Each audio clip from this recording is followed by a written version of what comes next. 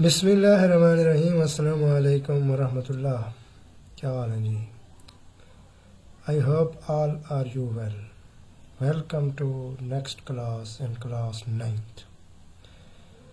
तमाम वो स्टूडेंट जो 8 से क्लास 9th में आ रहे हैं, आप सबको वेलकम है।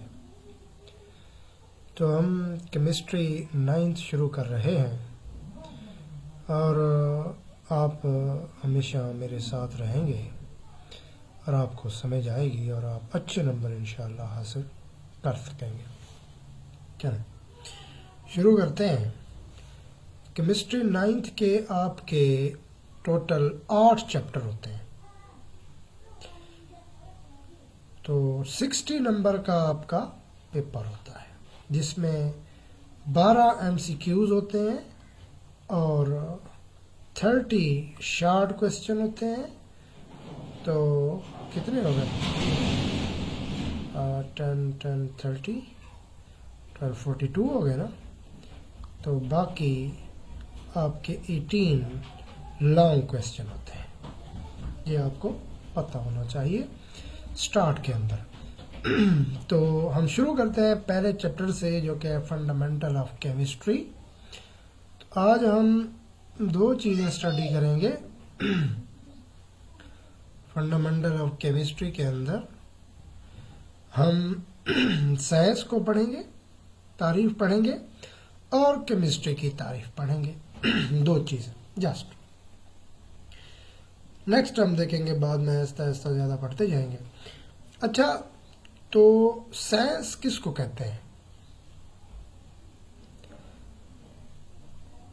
साइंस दरअसल नॉलेज का नाम है, इल्म का नाम है।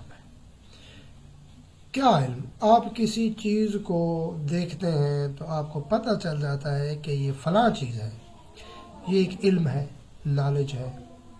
मिसाल के तौर पे आप कोई मोटर देखते हैं, कोई गाड़ी देखते हैं, कोई कार देखते हैं, इसी तरह कोई मशीन देखते हैं तो आपको पता चल जाता है कि ये वॉशिंग मशीन है, ये इस्त्री है, ये पानी की मोटर है।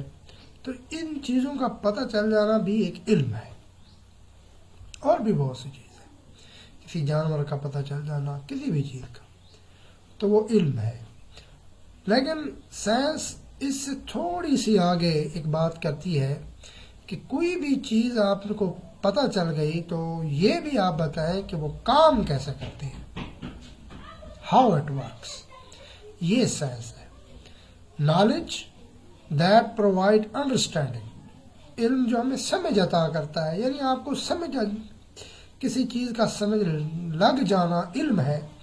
और अब किसका? दिस वर्ल्ड, दुनिया के अंदर हाउ इट वर्क्स, कि ये किस तरह काम करती है, ये साइंस में आता है। Knowledge that provides understanding of this world, यानी इस दुनिया की हमें वो समझ अता करे, इल्म, वो इल्म। एंड हाउ इट वर्क्स, कि वो कैसे काम कर रहा है, इस साइंस, वो साइंस। तो साइंस की तो बहुत सी ब्रांचेज हैं। फिजिक्स भी साइंस की ब्रांच है, केमिस्ट्री भी ब्रांच है, बायो भी ब्रांच है। अब जब भी इनकी तारीफ करेंगे तो ये तो साइंस की, बायोलॉजी की करेंगे तो आप कहेंगे ब्रांच ऑफ साइंस, फिजिक्स की करेंगे भी आप कहेंगे ब्रांच ऑफ साइंस। तो हम चूंकि केमिस्ट्री की कर रहे हैं तो हम कहते हैं branch of science, which deal with, ये चार चीज़ों को डील कर रही होती है। कंपोजिशन को, स्ट्रक्चर को, प्रॉपर्टीज़ को और रिएक्शन को। किसके? मैटर के। अब मैटर क्या होता है? हर वो चीज़ जो वज़न रखे और जगह घेरे, मैटर है। आप इधर उधर जिस तरफ भी निगाह दौड़ाएंगे तो आपको मैटर मिलेगा। अब यहाँ पे देखें कि मैटर की कौन सी, एक तो कंपोजिशन। कंपोजिशन किसको कहते हैं? तरकीब को कहते हैं, बनावट को कहते हैं, कि वो किस तरह बना हुआ है। ज़रा आप देखें इसको। कंपोजिशन में मैं आपको दिखाऊं तो यहाँ पे, हाँ जी, स्ट्रक्चर, इसको देखें, ये देखें कि एक मैटर है, वो किन किन चीज़ों से मिलके बना है। मतलब कि एक मैटर था, यानी मैटर तो मैंने कहा कि हर वो चीज़ जो वज़न रखी जगह घेरे, वो प्योर सब्सटेंस से भी मिलके बना हो सकता है, वो मिक्सचर भी उसमें हो सकता है। फिर वो उसकी जो कंपोजिशन है उसमें एलिमेंट होगा, ये उसके एलिमेंट हैं, और उसके अंदर कंपाउंड भी होंगे, ठीक है। और मिक्सचर में होमोजीनियस मिक्सचर होगा, हेट्रोजीनियस, ये सारे कंपाउंड कंपोजिशन के अंदर आ रहे हैं। ये सारे एलिमेंट कंपाउंड, ये कंपोजिशन में उनकी तरकीब है कि वो किन किन चीज़ों से बना हुआ है, एलिमेंट कंपाउंड वगैरह हो गए। अच्छा, नेक्स्ट देखें। नेक्स्ट है जी स्ट्रक्चर, कि उनका जो स्ट्रक्चर है वो कैसा है। पहला मैटर की क्या होगी, कंपोजिशन, वो मैंने आपको दिखाया। अब आप देखें ज़रा स्ट्रक्चर, ये स्ट्रक्चर हो गया, ये हो गया जी स्ट्रक्चर। इसमें इसको यहाँ पे रखते हैं। देखिए ये मैटर है, इस तरह कोई भी चीज़ हो सकती है, ये कोई भी चीज़ हो सकती है।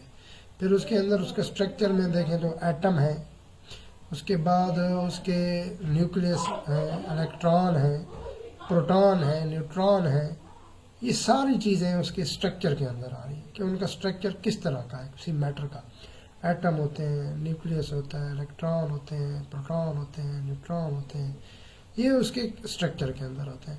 प्रॉपर्टीज़ नेक्स्ट जो है, पहले हमने कंपोजिशन की बात की कि हम कंपोजिशन को स्टडी करते हैं, फिर उसके स्ट्रक्चर को स्टडी कर रहे हैं, उसकी प्रॉपर्टीज़ को। प्रॉपर्टीज़ क्या होती हैं ज़रा देखें, मैं तस्वीर आपको दिखाऊं तो ये प्रॉपर्टीज़ हैं जी, ये वाली प्रॉपर्टीज़ में देखें तो उसमें उसका कलर क्या है, उसका टेक्सचर क्या है, वो सॉफ्ट है, वो रफ है, उसका टेम्परेचर क्या है, उसका वेट क्या है, उसकी हार्डनेस क्या है, उसकी शेप क्या है, साइज़ क्या है, ये सारी चीज़ें उसकी प्रॉपर्टीज़ के अंदर आती हैं। ठीक हो गया, ये प्रॉपर्टीज़ आ गई। अब देखें नेक्स्ट है जी उसकी जो रिएक्शन कौन कौन से हैं, रिएक्शन ऑफ मैटर। ये देखें, ये आगे उसके रिएक्शन क्या, हाइड्रोजन जो वाटर है, अब वाटर भी एक मैटर है कि उसने जो मैटर कौन सी चीज़ होती है, आप क्लास 8 के अंदर पढ़ के आ रहे हैं कि हर वो चीज़ जो वज़न रखे जगह घेरे मैटर है। तो पानी मैटर है, उसके अंदर कौन क्या क्या हो रहा है, हाइड्रोजन होता है, ऑक्सीजन होता है, वो मिल के वाटर बनाते हैं। ये रिएक्शन करके किस तरह बनाते हैं, ये फिर एक अलग टॉपिक है, उसको हम जाके स्टडी करेंगे। ये आ गया रिएक्शन ऑफ मैटर के अंदर। ठीक है, मैं अब सब चीज़ों को जमा कर देता हूँ यहाँ पे।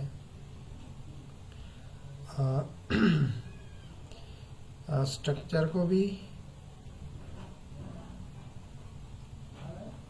ये स्ट्रक्चर में आ गया, इसको ज़रा सा सिमिलरली हम कंपोजिशन को भी ले आते हैं इधर।